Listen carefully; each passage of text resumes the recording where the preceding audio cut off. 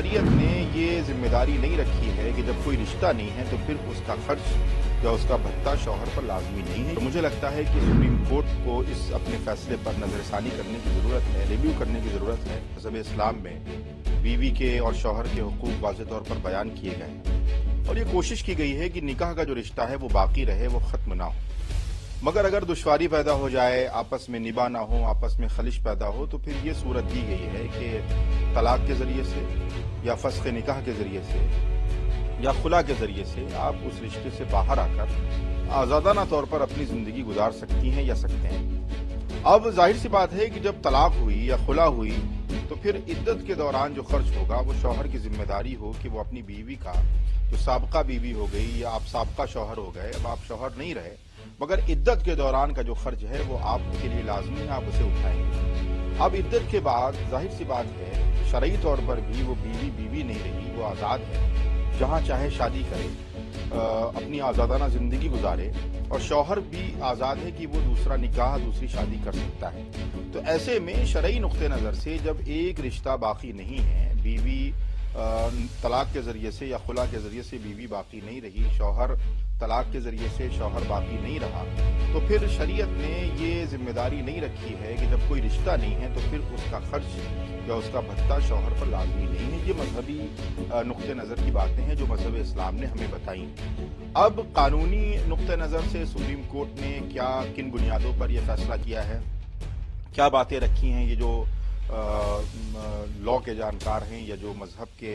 जो कानून के जानकार हैं, वो बेहतर तरीके से बता सकते हैं। बहरहाल हमारी यही गुजारिश है कि मजहब इस्लाम ने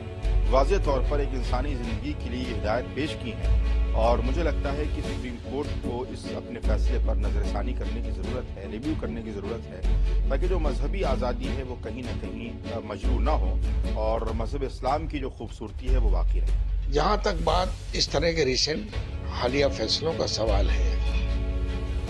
इसमें हमें यही कहना है कि जो हमारी बहनें तलाक हो जाने या किसी वजह से खला या अलग हो जाने को इस्लामी शरीयत, इस्लामी कानून के तहत फैसला चाहती हैं, वो दारुल कज़ा के जरिए उस फैसले पर पहुंचे, ये उनके लिए बेहतर है। और जो बहनें हमारी समझती हैं कि मुल्क की अदलिया से उन्हें इंसाफ मिल सकता है या 125 CRPC के तहत उन्हें भरण पोषण की या जो ज़रूरतें हैं वो पूरी की जा सकती है, वहाँ से आदेश लेकर वो वहाँ जा सकती हैं, जा रही हैं। लेकिन उसमें एक मसला ये है कि अलग होने के बाद जो रिश्ता ख़त्म नहीं होता और दूसरी शादी महिला नहीं कर सकती, क्योंकि साबका शौहर से एक भरण पोषण यानी मेंटेनेंस लेने के कारण वो कनेक्टिविटी, वो ताल्लुक बना रहता है। तो इसको मैं कहूँगा ये गैर फितरी अमल है, इट्स अननेचुरल अप्रोच। इसीलिए प्रसावुड कहता है कि भाई कानून शरीयत में बहुत वाज़ेह अंदाज में औरतों की इज्जत, नामूस को सामने रखते हुए ये लेट आउट किया है कि जो औरत साबका शौहर से अलग हो रही है, उसकी मर्जी है या शौहर की हालात का तकाजा है, उसके जो कमिटमेंट शौहर के हैं या मालूमात के जो